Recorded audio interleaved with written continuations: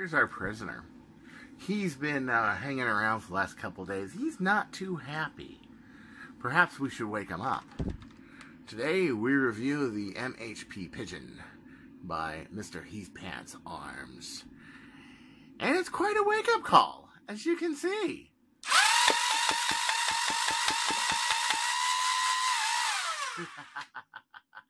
Oh, if only I was alive when MK Ultra was around. The CIA would have loved me. So let's begin, shall we? So today, we're going to review the MHP Pigeon. You can see my happy little prisoner up there. He's not very happy. We're about to caramelize his onions with some snakes and spiders and 3 sugar cubes and substances you don't want to know about.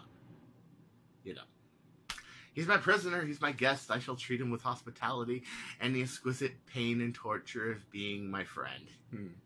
So at any rate, aside from that, here's the pigeon.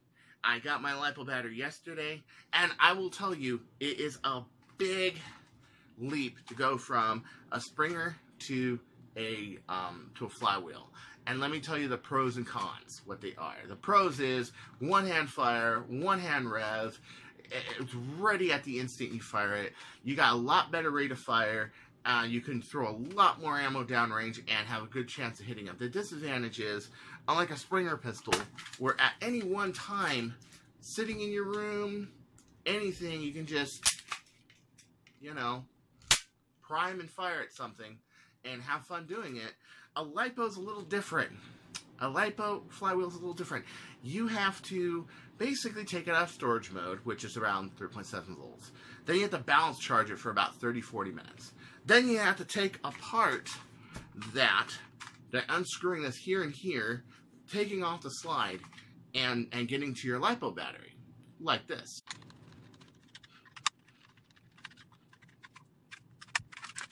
From here, I can get to my LiPo.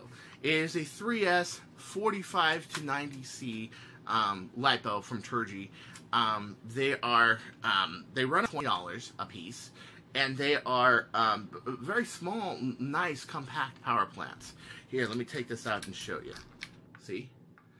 This fits this battery absolutely perfectly, and it's absolutely enough to power the 2 Honey Badger motors flying at 63,000 RPMs. That's really fast for a Flywheel, but you have to, because these motors and these cages are very small. You can see how the cages are tiny. Yes. What I like about this design is, okay, although this is not a simple battery tray, you do get the hang of it. The hardest part I've seen is putting it back in the slide like this. Then you want to slide this and put a little gap between your battery. Takes a little getting used to. And you want to slide this, put the plug over here. Be careful not to puncture your LiPo, whatever you do. Last thing you want to do is have burning, ABS and and lithium polymer battery everywhere. That's not your friend. Put it down like this, push it down like so, and then screw it back in like that.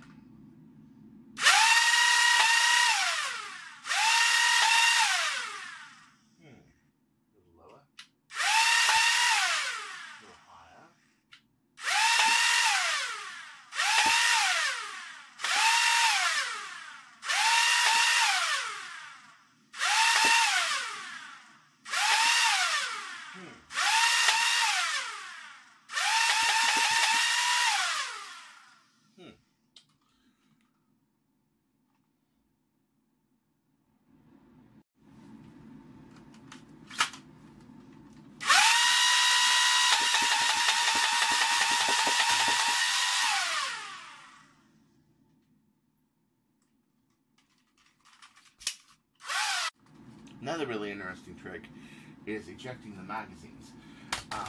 Now, of course, the magazine catch on the Pigeon is up here. So it's not here, it's not back here, that's the real trigger. It's right here. You can drop it like that. But one really interesting way of doing it is one-handed, where if you're on the run and you gotta just change out your magazine, you just, like that, just spin it. Because if you spin it, it will engage this at the bottom of this trigger. I think this is really cool, and I think this is a feature that the challenge version is going to sorely miss. One of the reasons I like the katanas, one, they will fit right into a shot fire. Because of the top notch of the shot fire, you don't really have to worry about the katana mags because we designed them for shot fires, actually.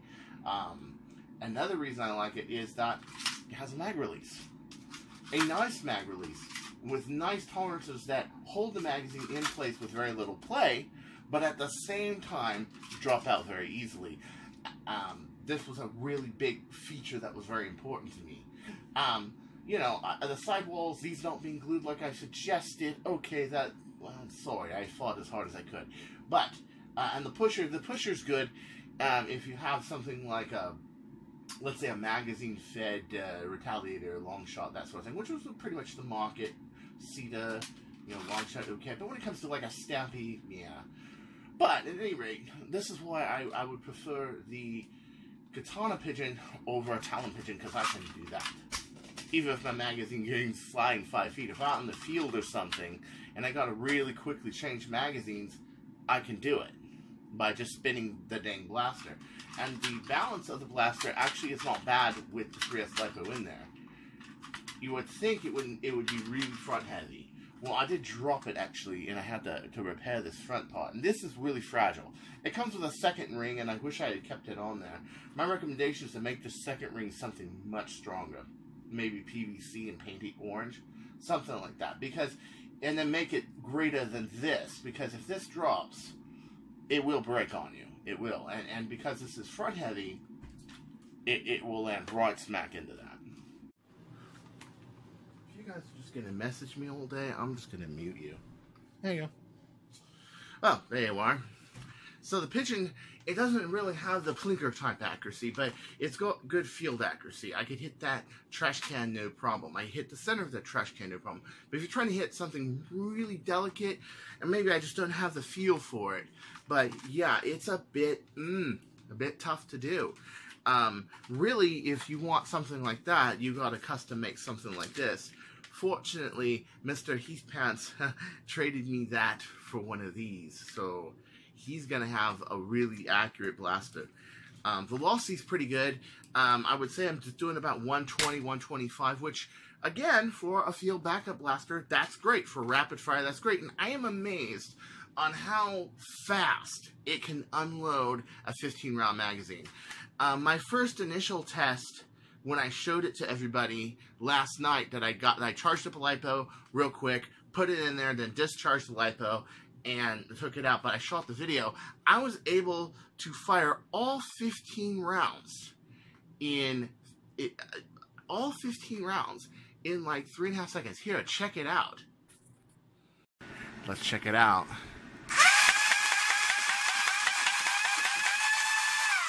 Woo-hoo-hoo-hoo. I mean, that's really impressive. I could not possibly do that with a Mauser. Maybe in the same amount of time, I can get 3 or 4 shots on a Mauser, which is good rate of fire for a Springer pistol, but it is not good rate of fire compared to what's out there on the field. I like the fact that it uses katanas. I like the fact that the Steffens do, once out the barrel, fly pretty straight. I do see a few arid ones flying here and there, but you know what? I once was up against 2 Stripes, full auto, with 222 round worker mags, and the guy fired both of them at me, and all I had was a little brass triad in my hand, and he didn't hit nothing. He didn't hit nothing, and he was within 30 feet. He didn't hit nothing. So, is the accuracy better than a lot of the full-length ones I've seen? Yes. Is it better than like a plinker pistol or something real crazy like this? No. And it's not going to have the range either, which is why I did that demonstration of those 3 pistols. Is I wanted to show that they all have their use. A plinker target pistol has its use, a flywheel pistol has its use, and a long-range pistol has its use. And then if you expand that to rifles, long shots, shotguns, full-length, full autos with like 2 cages or 3 cages, or some really good brushless motors in there, there are some really good uses to these blasters. And the thing is that you shouldn't limit yourself to one type of blaster. You should really broaden your range. I also like wars where the range is broadened as well, because it makes the weapon balance that much more interesting. Very happy with Mr. Heathpants. I was really happy with Heath Hale, who's the guy who designed this. Really, really cool design. Mine seems to have fit a lot better. He traded this for a fully assembled Mauser fire, which I'm going to give in the middle towards the end of the next month.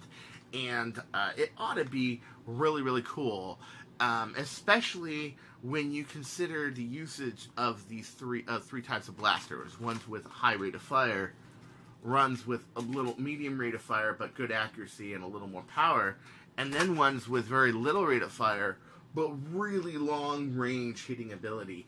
I shot this little video outside, and I couldn't have scripted the result if I wanted to.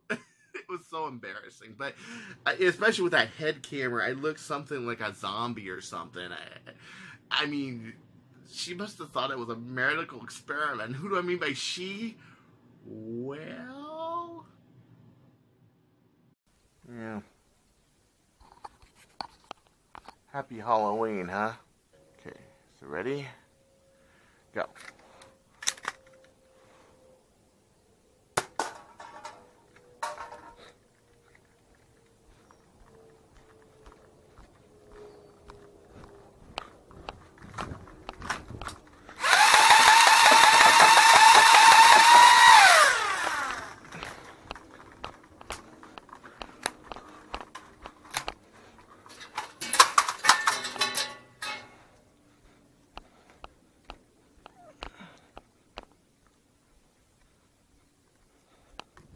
Hello.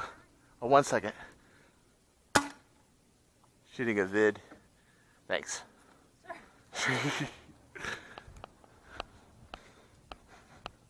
Only imagine what he thought. Oh, come here. I'm neutral for reproductive breeding, and we can use your child for his feast. I could only imagine. This is one reason I'm not too fond of the head camera, because I don't look cool in it. Not that it necessarily look cool or not. Some people say I do, some people say I don't, but I really don't. I look like, okay, who ordered the hot date for tonight? Here I am. Yep, let's get ready.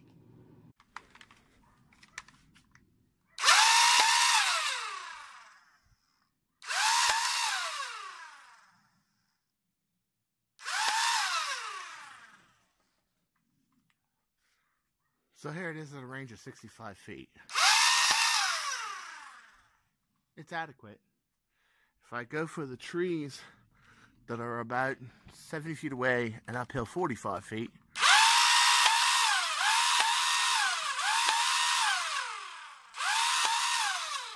I arch it a little, I can hit it. But it's not the kind of, it's adequate power, but it's not great power. And you are sacrificing a little bit of power for the Stefan, but in my opinion, it's worth it because you've got this. That's beautiful. That's worth the price of admission right there. And as you saw in the last video that I put up outside, embarrassed me myself in front of a redhead. It's kind of you have 3 types of blasters that you can have as pistols, and really, if you try to do all the above in one, you'll have neither of any of the above. So in reality, you got good rate of fire pistols like this, you got really decent rate of fire pistols and high accuracy like the Mauser, and then you got the long range blasters like the Birds of Prey. But in reality, if you try to go for all 3, you won't get them. So your best doing is to, well, own all 3. Carry all 3. Why not? It does tend to rip heads off of the inferior darts. However, I definitely would not go with something like this, hand glued, because who knows if that silicone is going to make it through those wheels or not and not shatter your cage. I would go with ACC version 3s or workers, preferably the green one so you get the most grip.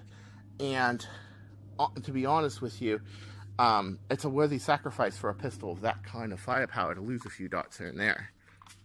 As you can see, yeah, it happens.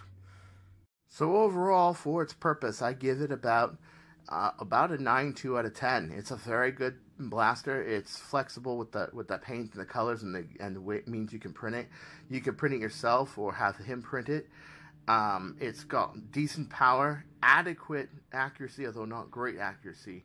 And above all, it's portable, it's small, it's easy to use, it's easy to fire, it's easy to aim. Its accessibility to the batteries, yes, you have to unscrew it to get to the battery to the battery tray, but it's not impossible, and it does look really cool and function really cool. I think if you're serious about sidearm loadouts, I would pick this above a Jupiter for definite sure, because the semi-auto gives you more control of the rate of fire, as where if you have a pusher mode to do it for you, you don't have control of the rate of fire. And if you don't have control of the rate of fire, you can't control, your usage of your ammo. On a Jupiter, they're nice, but there's no selective fire, so you use all 12 rounds in the Jupiters like that. Which, of course, you can get the proton pack, and you can strap 2 Jupiters. However, the other thing is that the LiPo is down here, and just like a real Desert Eagle with the big heavy barrel, it feels like a Desert Eagle where the barrel's more heavier than the rest of it, but it's not so awkward. Unlike a Jupiter, where your battery tray, from what I understand, is above where the wheels are. That's a bit, designs where your LiPo battery is above the trigger rather than right above it or at it, but like above the whole blaster. It's awkward. The Strife suffers from this as well, as the battery is above and on the side of the blaster. It's much better in the frame like this. It feels more balanced. I really don't feel that that's awkward at all, holding this. I don't feel like I have this big weight on the side back here or big weight back here. I feel like I can aim and naturally point this blaster. And I would be willing to sacrifice speed for that any day. Either way, I mean, that back there was 65. If I arch it a little, I can make 65. If I point it straight, I get about 55, 60. That's fine, because that's the range I'm going to pull this out of my holster and blast at somebody like that crazy-ass Angel. Don't look at me. Don't look at me.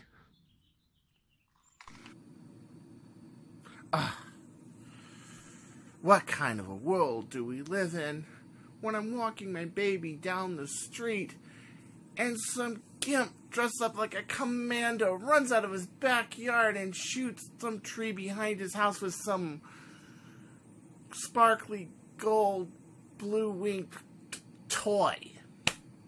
I need to live in a better neighborhood. I knew I should have married that lawyer. I should have never had anything to do with that used car salesman. Alright, I'm going to call that lawyer up. Screw it. Besides, he should have gotten me the Range Rover. I told him I wanted the red Range Rover. The red one! The red one! Damn that stupid Ford Focus.